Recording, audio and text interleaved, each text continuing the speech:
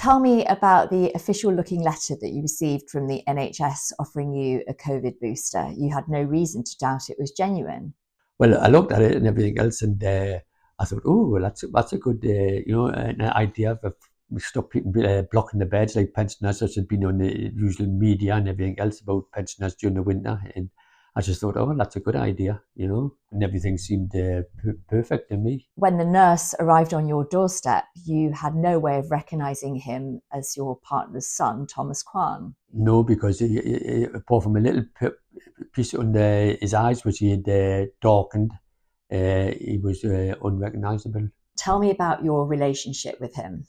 Well, we didn't have much of a relationship. We just said hello, and that was how usually it ended up with. He would go upstairs, try to fix his mum's computer or talk, then come down and just walk straight out the door.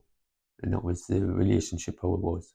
You didn't have much interaction with him at all, in other words? Didn't have much interaction at all with him. How did you feel once the so-called COVID jab had been administered? As soon as the needle went in, I just jumped straight up and asked him what was it, and he just said it was a reaction to the needle. It was just a very deep pain, it's really sharp, and I said if you had a level of 1 to 100, it would be 100, it was that painful.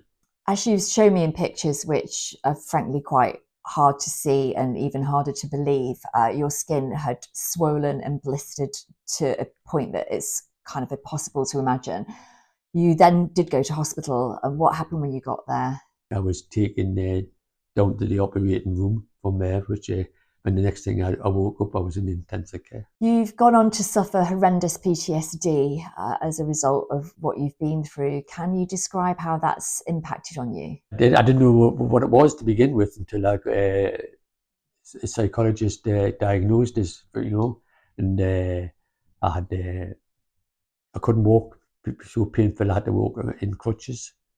And I spent 5 days in the hospital trying to assessments, and I was suffering from delirium, which is hallucinations every day, which was so real, until you actually somebody has that, unbelievable.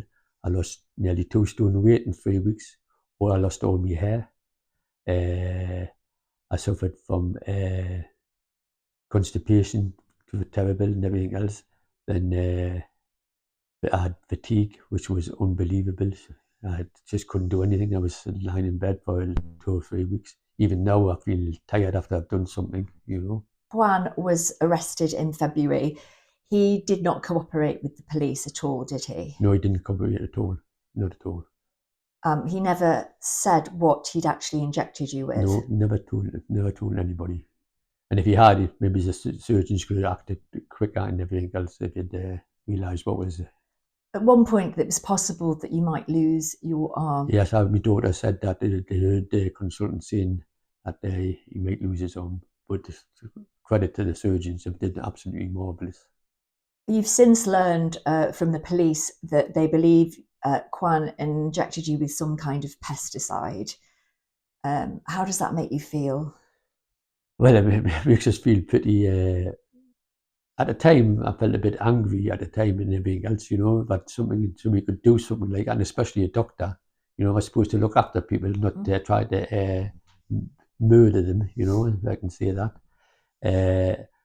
But now, as time goes by, people say the thing is a great healer, which it is, because I've got nothing, there's nothing towards him or nothing, there's nothing I can say about him really. Thomas Kwan, for the attempted murder of Patrick O'Hara, I sentenced you to a term of imprisonment of 31 years and 5 months. Do you feel that was a just sentence for what he did? That way, it was a just. I felt that it could have been a bit longer. I was happy with that. Tell me about the impact on you today. You've made an amazing recovery, but obviously your arm is not as it was. No, so I'll be disfigured for life. I'm disfigured for life. Then I get the what I call like ghost pains through the night sometimes, where I get a jab and wake up because and I get things like that, and I get an ache. I think you've been absolutely extraordinary, Patrick. Thank you.